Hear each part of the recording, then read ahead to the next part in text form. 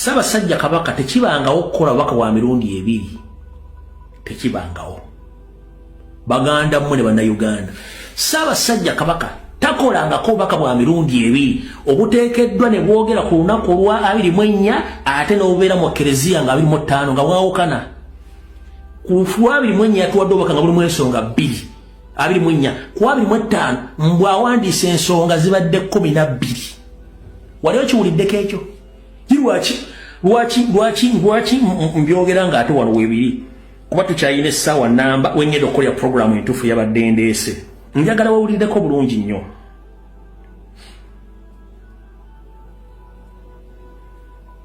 Wapi yeye? Njagala wawulire bulungi nnyo naawe wennyini olyoka otegeere. Buno obusajja bubi. Katonda.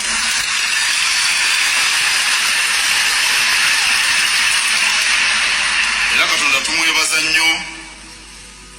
Era Ssaabasajja twongere okumusabira Mukama amususuusize ddala. Yatugambye tuleme kugwamu ssuubi ku ludda olwo. Omulamu ogwokubiri gwabadde buvumu.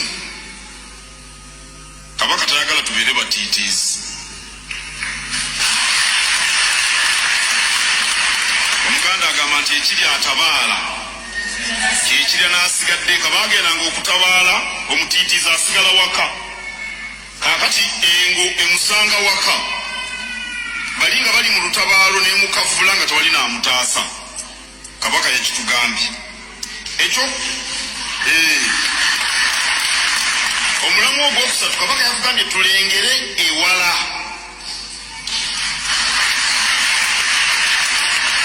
Abantu abamu ebintu babikomya kungulu wano. Tulina okulengera ebiri ewala ne tubyetangira kyabagamba. Omulamu ogwokuna obutava ku mulamwa. Abantu ba Buganda temuva ku mulamwa. Omulamu ogwokutaano gwabadde ku bavubuka okusookanga okwebuuza ku bantu abakulu nga temunnabakola ebinaabaleetera. Olwo tutandise nti abavubuka musookanga kubuuza ku bantu abakulu nga temunnakola bintu bibaleetera buzibu. Kati bw'olaba Christopher Damulira ali mu ghetto agezaako okukontrolinga ghetto n'ogiteeka wansi, bakimanyi nti ekijja mu Uganda kiyinza okuba nga tekigenda kuleka mukadde na muvubuka. Kati balina kukozesa opportunity okutandika okukakkanya obusungu bw'abavubuka.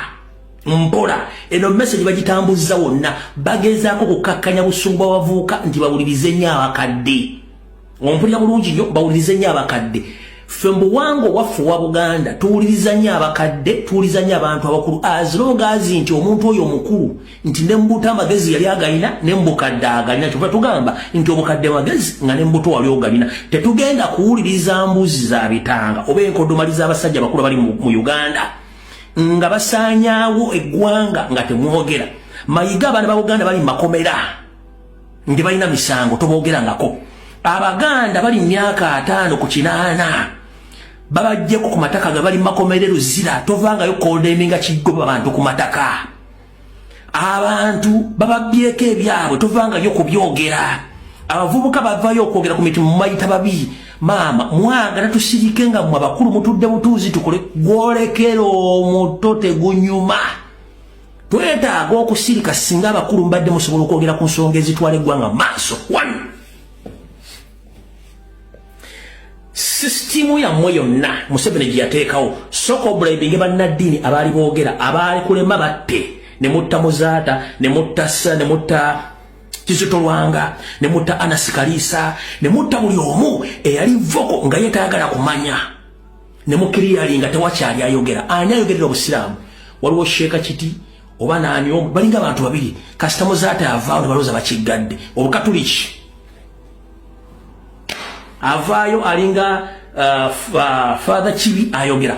Reverend Father bonna bakatuliki abavaayo ne boogera recently omwezi ogw'omusanvu n'ogw'omunana ogw'omwenda awo.